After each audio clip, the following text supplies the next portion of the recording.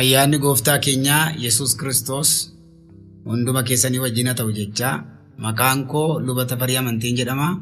Amma istiidiyoo ifa kee keessatti argama. Akkuma torbee walii wajjin dubbachaa turre arrasitti fufnee sagalee Waaqayyoo walii wajjin ilaalla. Warri faarfannaa akkasumas immoo lallaba akkasumas immoo barreeffama adda addaa maxxansiifachuu barbaadan warri barumsaa kiiboordiidhaan leenjifamtanii tajaajiluu barbaadanis lakkoofsa armaan gadiitiin dhuftanii galmooftanii itti fufuu dandeessu. Waaqayyoo ayyaana isaa hunduma keenyaaf haa baay'isu. Kanatti fufnee akkuma yeroo kanaan dura dubbanne garbummaa cubbuu jalaa ba'u. Garbummaa cubbuu jalaa ba'anii Kiristoos jala jiraachuu ayyaana Waaqayyoo jala jiraachuu isa jedhu ilaalaa turre. Kanaafiyyuu akka cubbuun du'a fidu akka cubbuun immoo jireenya dhala namaa mootummaa Waaqayyoo irraa dhowwu walii wajjin ilaalaa turre. Kanaafi namni immoo fayyeeraan ayyaanaan jedhee akka inni cubbuun hojjenne. Cubbuu hojjechuu kan dhiifneef immoo jireenya bara baraatti galuu otoo hin ta'in cubbuu hojjechuu kan dhiifneef ija fayyina keenyaati. Namni fayye tokko fayyeera waan ta'eef ija fayyina isaa argisiisa. Nam fayyee ijji fayyinaa immoo narraa mul'achuu qaba jechuudha. Kanaaf ija fayyina keenyaati jechuudha. Seerri immoo cubbuu nutti argisiisa.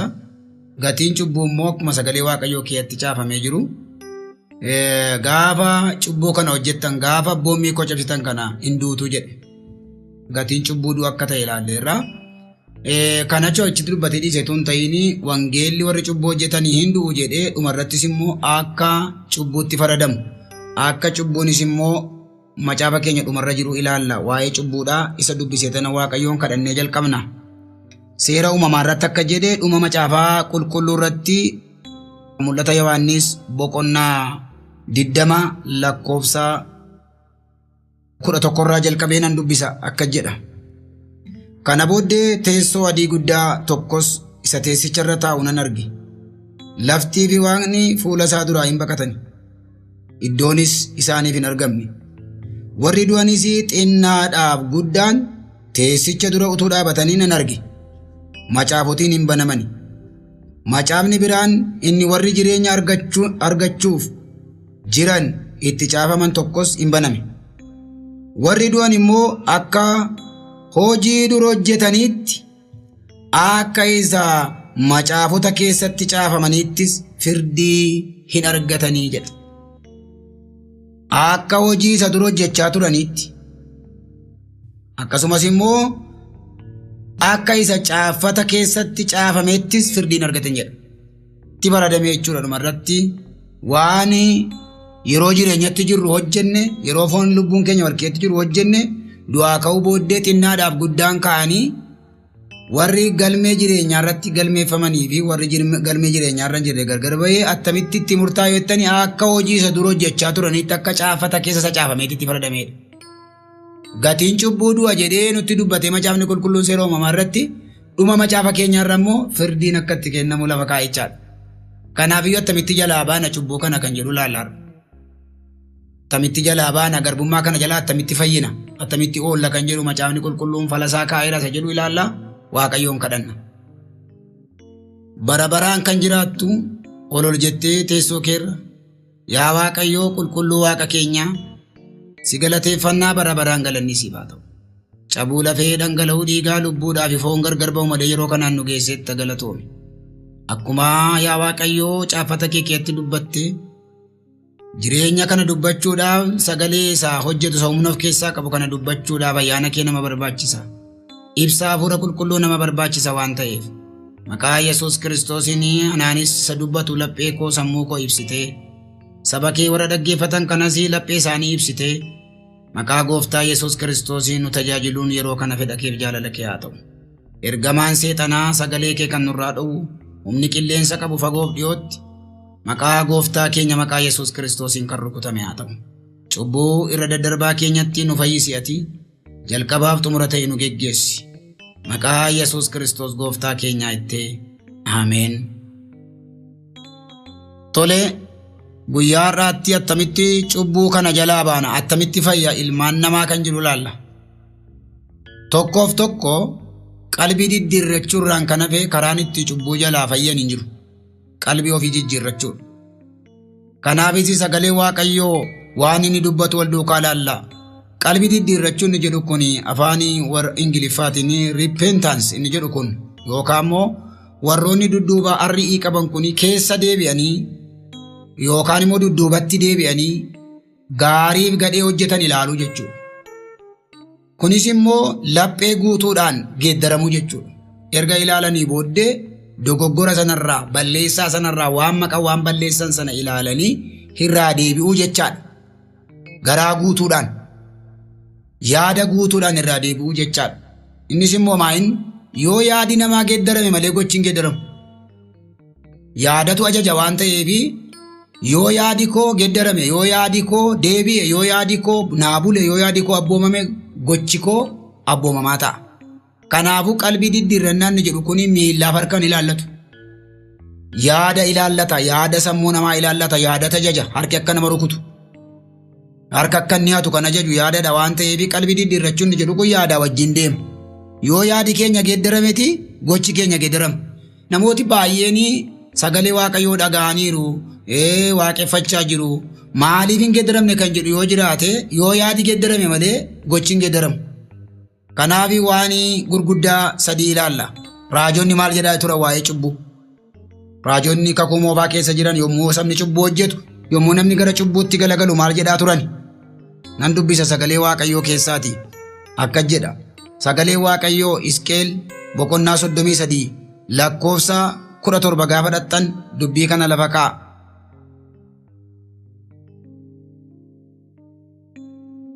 Ijoolleen saba keetii ammayyuu karaa Waaqayyoo qajeelaa miti hin jedhu.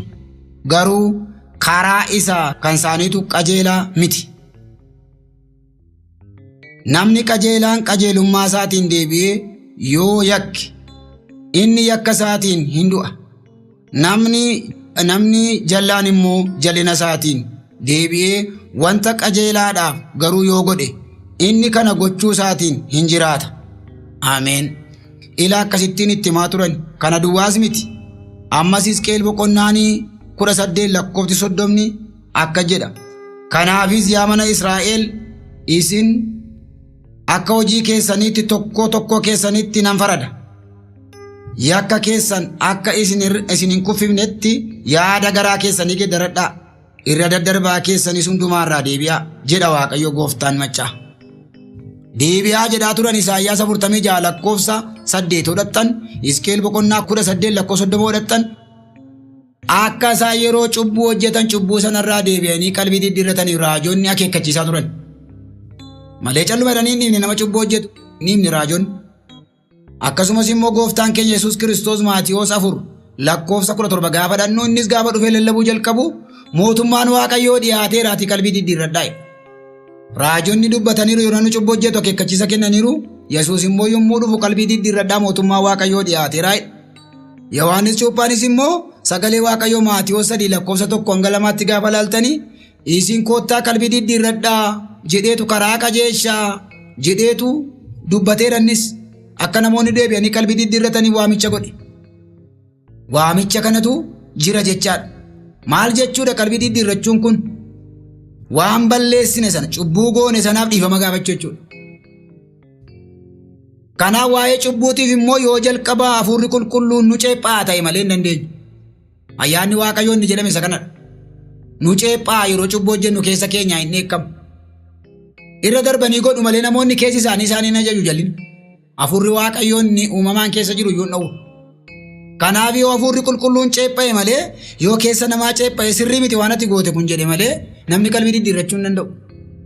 Kanaaf raajonni akka namoonni deebi'anii gara Waaqayyootti qalbii diddiirratanii Gooftaan keenya Yesuus Kiristoosis akka namoonni qalbii diddiirratanii Yohaannis Cuuphaanis akka namoonni qalbii diddiirratanii cubbuurraa deebi'anii Waaqayyo duukaa bu'anii biti lallabaa turan. Kanaaf yoo Luqaas boqonnaa 15 lakkoofsa 11 dhannee ilaallee mucaan bade kun yeroo mana taa'u yeroo mana abbaasaa jiru yeroo maatii keessa jiru kan kana caalu jira see bakkee. Ayyaana Waaqayyoo keessa yeroo jirru kan kana caalu bakkee jira nutti fakkaata. Kana mucaan kun bahee sokkee gaafa bahee sokkee deeme jedhu waan qabu hundumaa kolfaaf qoosaatti fite dhumarratti waan nyaatu gaafa dhabu hojii barbaaddachatu deemu tika booyyeetti nama saqa jirati. Waan booyyeen nyaattu irraayyuu immoo argatee nyaachuu dhabee achi taa'ee yaada isaa naanneffatee. Wangeelaawii dhaqee gorse miti, qeesii dhaqee gorse miti, nama harkarra kaa'ee kadhate miti. Ofuma isaatiif taa'ee yaada isaa naanneeffatedha. Kanaaf fuula qulqulluutu keessa isaati. Iddoo kaleessa ture sana, waan kaleessa balleessa sana yaadee ofuma isaatii maal jedha? Aanatu yakke Waaqayyoon, abbaa koos yakkeera, ani si'achi mucaasaa jedhamuun hin ta'u. Dhaqee tanaan deebi'ee mana abbaa kootti galeen ergamoota isaa keessa akka isa tokko na godhadhu jedheen dhaqee kadhadhaa. Nama takka jedhee miti kan. Ofiima isaatii taa'ee yaada isaa naanneffate, isaa booddee immoo murtoo murteeffate. Murtoonni murteeffatee gale immoo murtoo ol isa kaasu miti. Murtoo gad isa deebisu murteeffatee gale, abbaan isaa garuu ol isa kaasee fudhate wayyaa moofaarraa baasee qalabatii taaressee waamicha iyyuu waamee koottaa naa gammadaa mucaa kootu galee. Yaada isaa naanneffate namni kun. Qalbii diddiirrachuu jechuun akka kanadha. Yaada naanneffachuu.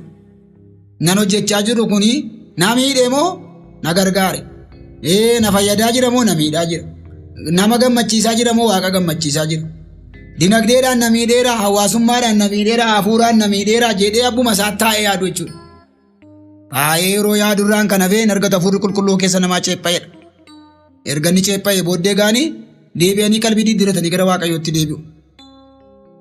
Yookaan immoo maal jenna isinitti fakkaate qalbii diddiirannaa dhugaa. Sattamiitiin qalbii diddiirannaa dhugaan. Qalbii diddiirannaa dhugaanii gaabbii miti. Gaabbuu. Ayi kaleessa nama akkas gochuun koo sirrii miti. Sana raawwachuun koo sirrii miti. Ayi jedhanii borga nama mukaan isa caalu raawwachuu miti. Gaabbii jedhaman akkasii. Gaabbiin qalbii diddiirannaa jedhamu. Gaabbanii iddoo sanatti deebi'u taanaan. Nan godhe kun sirrii miti jedhanii gaabbanii boo'anii deebi'anii immoo boru wanta sana godhu yoo ta'e gaabbii jedhama malee qalbii diddiirannaa jedhamu. Kun qalbii diddiirannaa dhugaa miti. Ni lammaffaan immoo qalbii diddiirannaan si'a tokko duwwaamin. Si'a tokko duwwaamin. Maaliif yeroodhaa gara yerootti jireenya namaa lafa cubbuu kana keessa jira waan ta'eef takkaa qalbii diddiirradheeraa namooti baay'een amma yeruma sarmonii wayii waldaa keessa jiru. Sarmonii wayii yeroo jiru yoo waldaan qalbii diddiirradhaa walitti araaramaa jedhan yeruma sana se'u. Lakki. Qalbii diddiirrannaan jireenya dhala namaa wajjin kan wal qabatee jirudha. Yeroo hundumaa kan ta'udha malee waa yeroo tokko kuufatanii qalbii diddiirratan miti. Maaliif guyyaa du'aatu murtaa'aa miti? Tu guyyaan du'aa murtaa'aa ta'e qooda jireenya barbaatti galama. Maaliif hojjetanii torban irraa jedhameetu itti himameetii soomaaf sagadaan lafarra dha'ee gangalatee boo'ee qalbii diddiirratee du'aa jireenyatti gala ture. Garuu Waaqayyoos immoo inni kana dhokse beeka. Qalbii diddiirrannee qophoofnee teenya malee guyyaa isaan beennu waan ta'eef yeroo hundumaa akka qalbii diddiirannu barbaade jechuudha Waaqoo silaa guyyaa du'aa nutti himu. Kanaaf guyyaa du'aa nu dhossi. Yeroo nuni abshaala cimaa of seenu Waaqayyo immoo abshaala nu caaludha. Sababni isaa yoo maaliif guyyaa du'aa nutti hime hunda keenya gala. Waggaa 40 duunoo ta'e waggaa 39 cubbuu keenya tumnee waan barbaanne waan fedha keenyaa goone ishee waggaa tokko qalbii diddiirrannee galla ture. Waaqayyo kana nu dhokseeti guyyaa deemnu hin beennu waan ta'eef si'a tokko duwwaamin. Si'a tokkoon qalbii diddiirradhee nagaa wanti jennu hin jiru. Akkasumas immoo sodaa namaa min. Qalbii diddiirrannaan sodaa seera waldaa. Sodaa namoonni tokko yennaa nama geggeessaa argan, yennaa raajii argan, yennaa wangeelaawii arganii dhossu. Isaaniin dhossanii hojjetu. Nama dhossanii hojjetu. Qalbii diddiirrannaan sodaa namaatiin hin ta'u. Sodaa seeraatiin hin ta'u. Sodaa Waaqayyootiin malee qalbii diddiirrannaa dhugaan. Ni lammaffaan immoo qalbii diddiirrannaan afaan duwwaadhaan miti. Israa'el afaan keetiin iyyitaa jedhee ufumaa mimmaan kee dhangalaaftee jedhee garaa kee naa tarsaasii jedhee wayyaa kee miti. Wayyaa isaanii tarsaasanii arrabaan iyyanii kadhatu lapheen garuu dhagaadha. Kanaafuu qalbii diddiirrannaa dhugaan afaan duwwaadhaan hin ta'u. Qalbii diddiirrannaa dhugaan afaan duwwaadhaan miti. Cabinsa lapheeti. Cabuu laphee. Maal jechuudha kun? Amantiidhaaf abdiidhaan Waaqayyoorraa araara gaafachuu jechuudha. Natti araarame jedhanii Waaqayyoon gaafachuudha. Cubbuu godhan sana dubbachaa himachaa. Ittiin deebuu jedha. Ilaa dhaggeeffadhaa. Kanaaf Iyyasuus kan inni dubbate kana Maatiyos boqonnaa 11 lakkoofsa 20 yoo dhattanii kan inni namoota tuffate kan inni namoota bakka isaan ceepha'e qalbii diddiirrachuu dadhabuu isaaniitiin isaan ifate.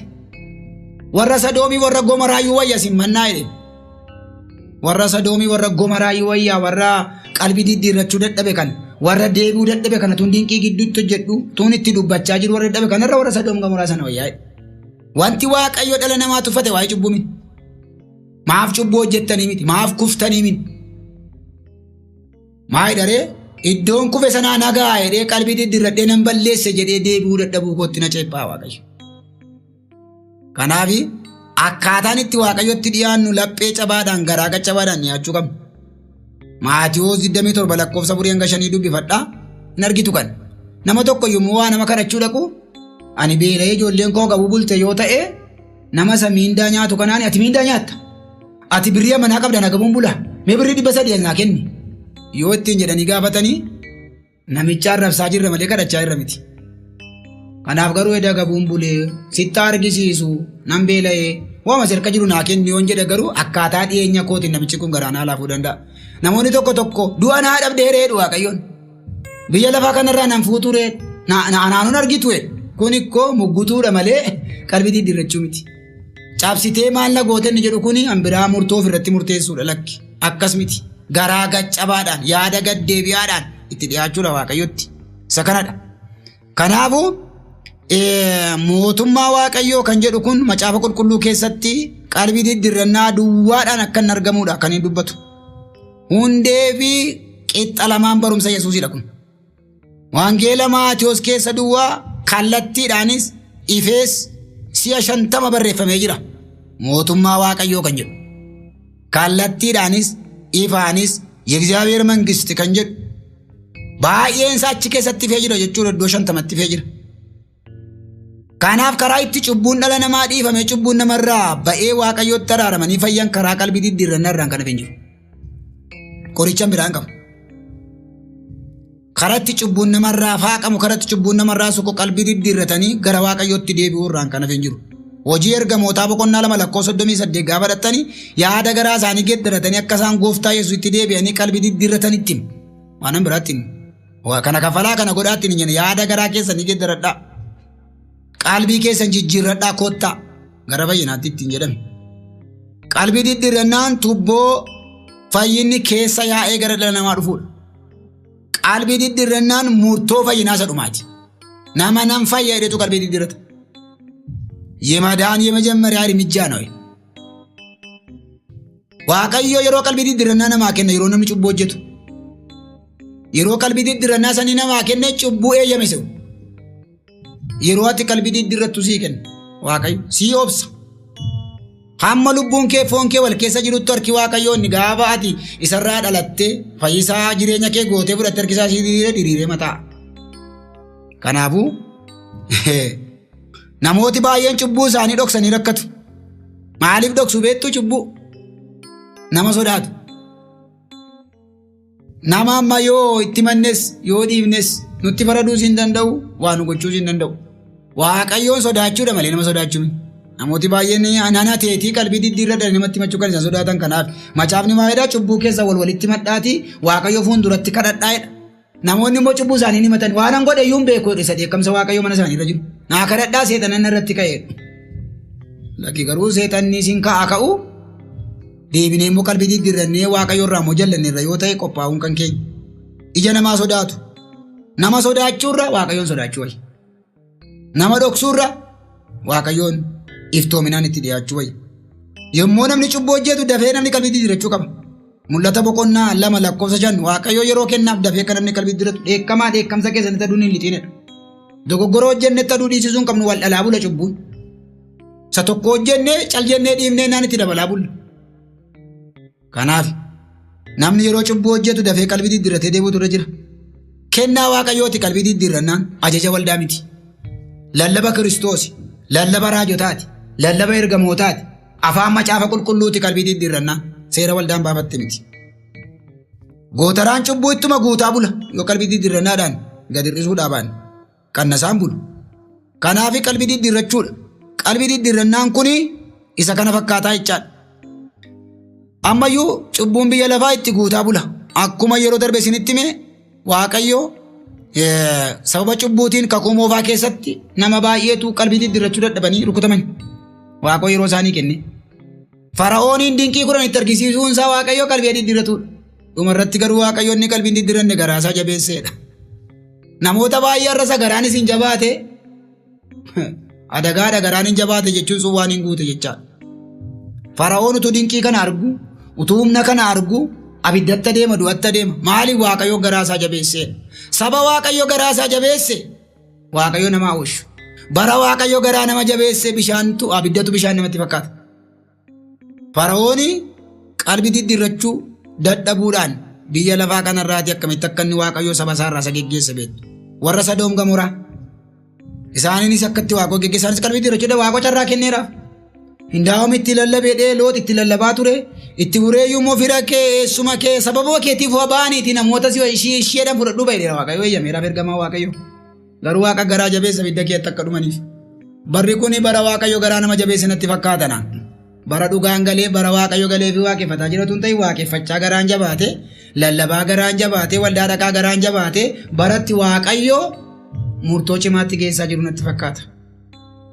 Bara Nohis garaan jabaate jedhas akka qalbiin diddiirranne maaliif yeroo bishaan mogolee ga'e yeroo bishaan jilba ga'e amma darba amma caama hidhaa jiru waaqo yeroo kenne mudhii ga'e utuma jedhu qoma isaan ga'e utuma jedhuuti isaan dhokse erganni isaan dhossuu ga'eeti gara Nohitti fiigu. Yeroo waaqayyo isinii kenne warri dhiiftanii dhuma irratti fiiddan erga cabdanii waaqayyo abjuudhaan isitti dubbachaa ture waaqayyo sagaleen isitti dubbachaa ture waaqayyo karaa irratti isinitti dubbachaa ture waaqayyo karaa reediyoo karaa miidiyaa isinitti dubbachaa ture ofima keessanii isitti dubbachaa ture yeroo macaba dubbiftan isitti dubbachaa ture calluma jalaa jettanii sagantaa cuftanii dhiiftan taanaan dhuma irratti fiiguun gatiin qabu. Waaqayyotu karaa bakkee cufee deeme waan ta'eef hin banuu jedhe waaqayyo karaa bakkee cufee deeme markabicha. Isa tokko ol gasheetti cufee isa tokko immoo itti cufee alatti hambise. Harrayyuu warri rakkina dhiphina biyya lafaa nagee jirtanii waaqayyo isa kaan ol gashee cufee amma gidiraan darbutti. Isa kaan immoo itti cufee alatti hambisee gidiraa wajjin balleessa. Harka waaqayyoo cufe markabicha kanaafi kakuu moofaa keessatti sababa cubbuutiin kun ta'e. Yoo laaltanii kakuu haaraa keessattis kun ta'eera. Kakuu haaraa keessattis baruma araaraa baruma ayyaanaati kunis. Anaaniyaaf Saphiiraan hafuura waaqayyoo irratti ka'uudhaan shallaguudhaan akka du'an dubbannee turre. Yihuudaanis Yesuus Kiristoosin birrii 30 gurgurate namni ilma waaqayyoo gurguratu dhalachuun isaa hafeera ta'edha Yesuus. Birrittii dhaqee gatee ofiisaatiif immoo akka inni ta'e beektu. Kunis achi keessa sababa cubbuuti. Namicha sooressatti tolee jiraatu sana kakuu haaraa kee ilaala itti tole. Bara wayyaa adii uffatu bara suufii uffatu. Baratti tolee jiraatu bara firfaarii mana isaatii hiyyeessaaf gadi guuramu Alaazaar saree wajjin taa'ee nyaata balbala isaatii. Garuu bara ayyaana qabu kana bara eebba qabu kana bara wayyaa adii uffatu kana takkaayyuu galagalee waaqayyo yaadatee nama hin beeknedha. Waaqayyo qabeenya isaa jibbe miti waaqayyo wayyaa adii uffachuu isaa jibbe miti. Garuu namichi kun gahee tokkoyyuu qabu gaafa dubbiftan. Yennaa ol bahee Abrahaam bukkeetti Alaazaariin arge waan inni dubbate dhagaa. Maaloo Alaazaar quba isaa bishaan cuuphee dhufee arraba koo naaf tuquu naa erge Abrahaam jedhe. Ufii abidda kee ta'a. Nama abidda kee taa'u gaafa dhatti arraba isaa bishaan hin tuqeettu abidda kee adeemaa dhattaam. Tonkolii saddanaa fudhatee ol bahe. Namoonni tokko tokko cubbuu asitti hojjetanii fudhatanii ol bahuu barbaadu hin danda'amu. Hin jiru wanta akkasii. Akkasitti nama rakkiftan achitti nama rakkisuun hin jiru. Akkasii nama dhiibdan achi nama dhiibuun hin jiru hin dandeessan bowwaa jira achitti. Maal abidda keessa deemee gara kee dhufa kan kee carraa lafa irratti fitte kannoo. Kan Alaazaar immoo asitti. Gara kee dhufuu hin danda'u bowwaattis hin gidduu jira jedheen. Reefuu gaabbaasa dura hojjechaa ture. Sila giseen dubbisee akka durii hojjechaa turan hojii isaaniitti itti faradame. Eeyyama naa kenni obbolootan qabaa lafarraa jalina hojjechaa kan jiran beekachaadhama akka jalina hojjechaa turan yaadatee qalbiin diddiirranne malee. Dhaqeetan Alaazaari ka'ee dhaqee itti himuutii naa erga chitte de erga naan diddeemmoo maaliif jette kanumaayyuu ennaan yoo ekeraan ka'ee dhaqee itti himina albaata qalbii diddiirratu ta'a jedheeni waaqayyoo ekeraa isin ergu. Injiru warra waaqayyoo garaa jabeessatu garbeelfaa gabbu'anii lallabanii humna gaan isiniin jedheera. Kanaafi akka jedhee deebisee Abrahaam ati lafarratti kan raajonni lallaban kan Museen faa lallaban dhageessee qalbiin diddiirranne gatiin kee kana ta'e. Isaanis isa raajonni lallaban isa Museen faa dubbatan dhaga'anii qalbiin diddiirratan taanaa isuma dhufte kanatti galu isa ofii abiddatti galu miti warra kaaniif hin gaabbe warri amma yakkina keessatti qalbii diddiirrachuu dhiiftan isa amma itti qooftan bara waaqoo isinii kennetti yeroo waaqoo isinii kennes amma qooftan gaaf tokko gaabbitanii carraa isaan argattan.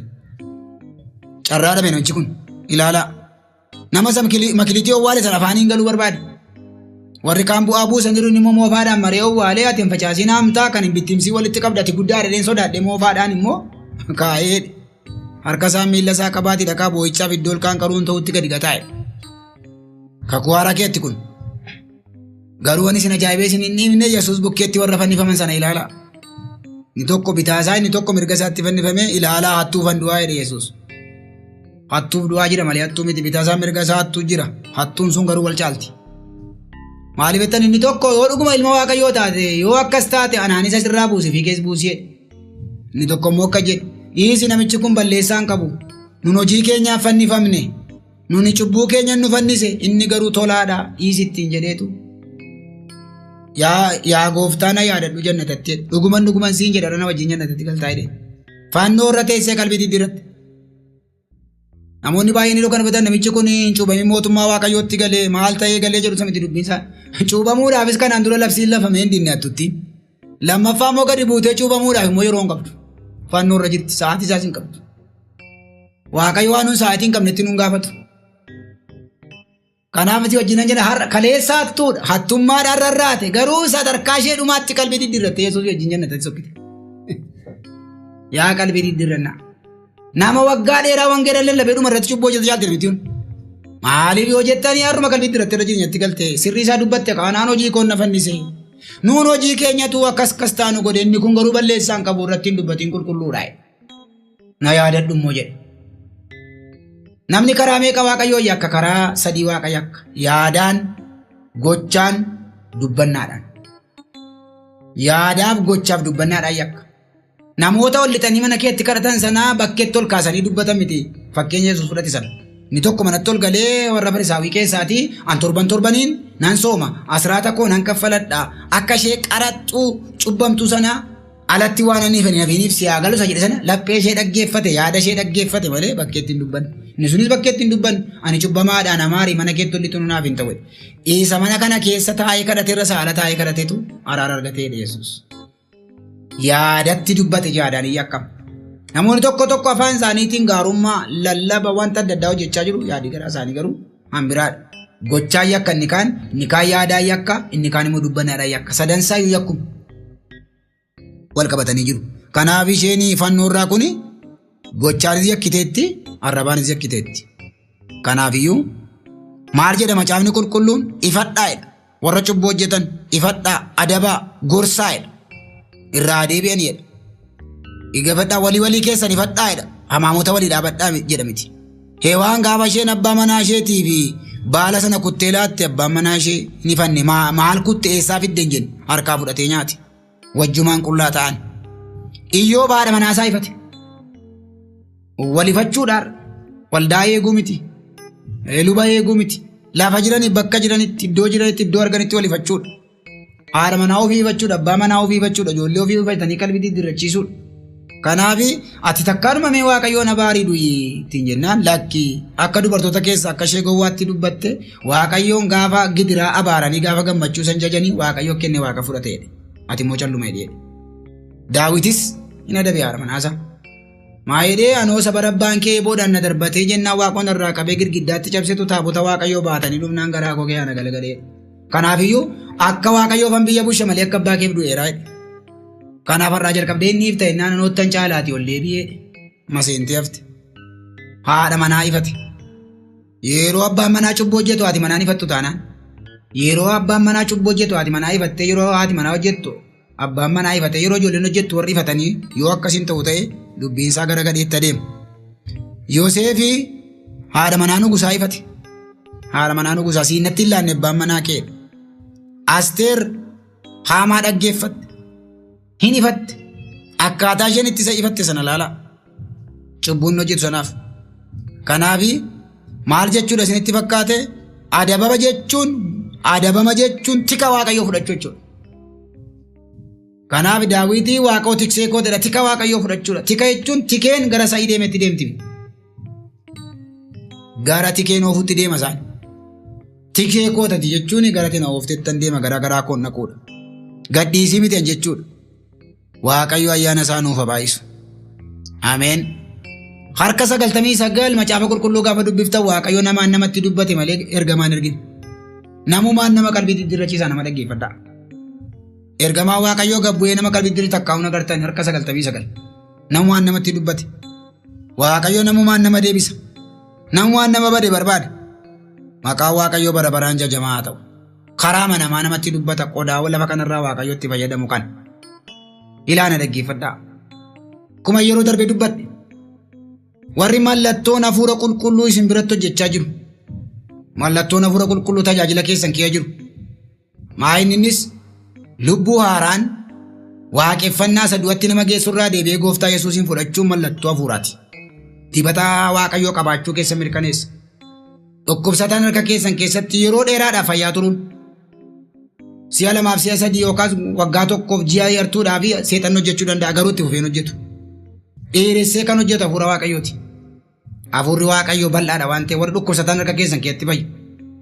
Warri seexanni iyyee ba'u. Warri moojiin seexanaa ergaa mul'ata isin dubbattan hin diigame. Warri kun mallattoo warra hafuurri qulqulluun duukaa hojjetudha. Garuu fayyinni kun seexanni keessaa ba'uun kun hin ga'u. Kun fayyina fooniiti. Maayiniree fayyina fooniiti waan ta'eef warra sagalee waaqayyoo keessaa fayyanii badansan isaaniin ilaala. Nama 10tu lamxii irraa qullaa'e. Garuu nama tokkitti deebi'ee dhufe. Warri sagalee sun biyya isaan bu'an hin beekamu. Fayyina foonii argatanii badan.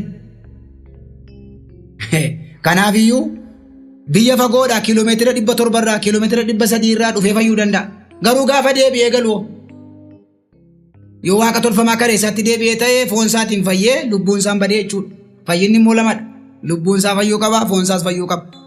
Foon keenya irraa dinqii waaqayyootiin, paaworii waaqayyootiin fayyuu dandeenya. Hafuura keenya lubbuu keenyaan fayyuudhaan garuu qalbii diddiirranii fayyu. Wanti itti qalbii diddiirratanii fayyan immoo jira. Sakaanii waaqayyoon kadhannee fayyina dhukkuba fooniirraa. Dhukkuba hafuuraarraa waaqayyoo wajjin gargar ba'uurraa immoo qalbii diddiirrannee fayyina sagalee waaqayyoo dhageenya akka dubbii waaqootti jiraannee fayyina malee akka isaa dhukkuba fooniirraa fayyinu hin fayyinu. Kanaaf nam tokko naqamteetti fayyee arsiitti galee yoo ta'e galeennee dhiisuun qabna. Yoo inni waldaachi jiru dhaqeennee silkii dawwalleetti kennu. Yoo inni immoo dakka mazaamurtii dhaqee achitti isa barsiisu duukaa kaa'u. Akka mana yaalaa nu jalaa godhu waan ta'eef. Mana yaalaa nama baay'een beeka waggaa 15 cuunfee dubbiyan. Namoonni fayyanii galanii dhaqanii qaallutti deebi'an baay'ee jiru.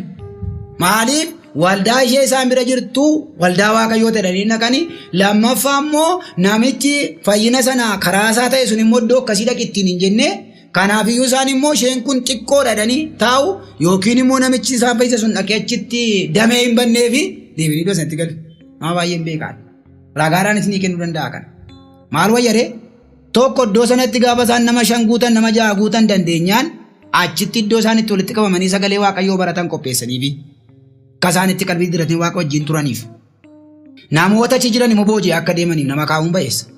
Kun immoo danda'amu taanaan immoo maqaa waaqayyoo abbaaf kan ilmaa kan hafuura qulqulluutti kan amanan wangeela sirriitti kan lallaban dubbii waaqayyoo jarri sun isaanitti kennamuu qabu fayyinni foonii sun isaanii ga'u. Akka warra sagalee badee ta'u. Kanaaf qorannoo macaafa qulqulluu barumsa macaafa qulqulluu argachuu qabu. Kanaaf walii isaanii wajjin walitti dhiyaachuu qabu. Namoota hafuuraa wajjin iddoo dhaqanitti immoo bal'isuu qabu. Safayyaan kan himuu qabu. Kanaaf warri mul'ati dhugaanii fi ergaa dhugaan isinii wajjin jiru warra gidduudhaa ka'anii akka namni qalbiin diddiirranne godhan kana nu gargaaraa rukutaa. Gidduudhaa kan ka'an jiru. Kanaafiyyuu mallattoon hafuura qulqulluu immoo kana miti. Inni immoo qalbii diddiirrannaadha karaan itti cubbuurraa fayyan qalbii diddiirrata iddoo kale sadii sodaasiin hin jedhe. Kanaafuu fayyina foonii duwwaadhaan hin ga'uudha nama. Fayyinni hafuuraa isa barbaachisa fayyinni lubbuu. Kanaafuu Yesuus gaafa dhukkubarraa fayyisee cubbuun keessii dhiifameera. Maal dhukkuba kanarraa fayyisuu immoo cubbuun keessii dhiifameera caalaa jedhee. Kamtu caalaa jedhee. Meel bukkee qabaa ilaalaa jedhe. Sasin bara baay'ee sin gidduu dhukkubsatee taa'e goobatee taa'e kunoo hiikaan jiraa cubbuu keerraa fayyitee ta'uun jedhe immoo maali isa kamtu ulfaataa jedheeni. Isa kamtu ulfaataa jedheen. Kanaaf seera isaanii eegu isaan dhimmi namni fayyan qabanii seeratti kan deebi'an jiru. Kanaaf fayyina foonii argatanii fayyina hafuuraa fayyina jireenya bara baraa akka argataniif immoo qalbii diddiirrachuutu irra jira. Tokko kun qaanqaa waa'ee afaanii biyya kana keessa nama biliyoona 110 jira. Hundisaa Oromiyaa dubbata miti. Hundisaa Amaariffaa dubbata miti. Yesuus ilmi Waaqayyoo nama hundumaatiif du'e. Tajaajilli keenya addunyaalessadha dibati keenya. Nuun kanaan daanga'uu hin qabnu. Nama qalbii diddiirrachiisuu qabna. Gara jireenya bara baraatti akka hin deebi'u balbala banuufii qabna. Afaan inni dhaga'uun itti dubbachuu qabna. Afaan inni dhaga'uun. Kanaaf yoo Itoophiyaa keetti hojjechuu dandeenye addunyaa irratti hojjechuu hin dadhabnu. Addunyaan nu eeggata erga waaqni nutti dibe addunyaadhaaf nu kaase. Biyya lafaa hundumaa nuun jedhe. Yesuus nama hundumaaf du'e. Namni hundinuu qalbii diddiirratee gara mootummaa Waaqayyootti akka deebi'uuf. Waamichi qalbii diddiirrannaa isa kana fakkaata. Kanaaf qalbii diddiirrannaa kana raajonnoo dubbataniiru. Yesuusoo dubbateera. Yohaannis cuuphaan isoo isaan afaan banate har'a qalbii diddiirrannaan hin barbaachisu jechuun rakkina guddaadha waan ta'eef kanaafiyyuu qalbii diddiirrannee garbummaa cubbuu jalaa akka baanu yeroo cubbuu hojjennu qalbii diddiirrachuudhaan fayyina. Ulfa cubbuutu nurraa ba'a gaafa qalbii diddiirrannu. Maaliif hidhaa cubbuutti qabna gaafa qalbii nama qalbii isaa diddiirrate hin simata Waaqayyo. Akka jedheenis nama akkas godhuttan yoo jira jedhetuun ta'in nama garaan isaa cabe nama lapheen isaa bullaa'ettan yoo jira isaanii nan fayyisas jedhe. Ameen. Waaqayyo ayyaana isaa hunduma keenyaaf haa baay'isu. Qalbii diddiirrachuun lallaba Yesuus. Qalbii diddiirrachuun lallaba ergamootaa. Qalbii diddiirrachuun diddiirradhaa deebi'aa jechuun lallaba Yohaannis Cuuphaati. Kan raajotaaf kan ergamootaa irratti kan hin hundaa'in amantiin immoo galagalaa jedhe Yesuus. Kanaafi kan raajotaaf kan ergamootaa irra dhaabannee hundee kana cimsine mootummaa Waaqayyoo argachuu akka dandeenyu Waaqoon nu haa gargaaru. Macaafni keenya cubbuu hojjete namni hin kufe qullaa jedhee dhumarratti immoo akka hojii isaaniitti dhumarratti itti faradame jedha waan ta'eef kana gidduu kan jiru qalbii diddiirrannaarraan kana fallisaa hin jiru. Mul'anni Yohaannis dhuma macaafa qulqulluuti. Seerri uumamaa immoo jalqaba macaafa qulqulluuti. Achitti hin kufne gidduutti immoo Yesuusiin nu ergee dhumarratti immoo warra qalbii diddiirratan Yesuusitti amananii warra namanni gargar ba'e. Kanaafuu warri xinnaanis warri guddaa warri du'an ka'anii dhaabatanii galmeen jireenyaan baname akka hojii dura hojjechaa turanitti fi akka macaafa keessatti caafamee jirutti itti faradameedha malee achitti jalqabe miti. Warri kana oolan immoo gara jireenya bara baraatti darbanii jira. Kun sagalee Waaqayyoo isa bara baraan jiraatudha. Maqaan Waaqayyoo bara baraan haa ulfaatu. Waan gabaabaa kana isin karatti garbummaa cubbuu jalaa baay'oo jiraate qalbii diddiirrachuudha. Namni na dhagaa jirtan namni boorisiftaanis buufattanii ilaaltan harka keessan bal'isaa qalbii keessan jijjiirradhaa. Qalbii jijjiirrannaan kunii isa dhugaadhaan isa gaabbii malee isa si'a tokkoo duwwaa otoo hin ta'in isa garaa gaccabaadhaan akka mucaa bade sanaa ta'an. Ani si'achi mucaa kee jedhamuun naan ta'u galeenii urraa maaddii harca'ee lafatti badu jira. Akka garboota kee keessaa isa tokko na godhadhu jedheen gala. Akkatti kan murteessitan yoo jiraattan jira qubeelaa haaraan. Jira cidhi haaraan. Hin deebita maaddiitti. Ameen.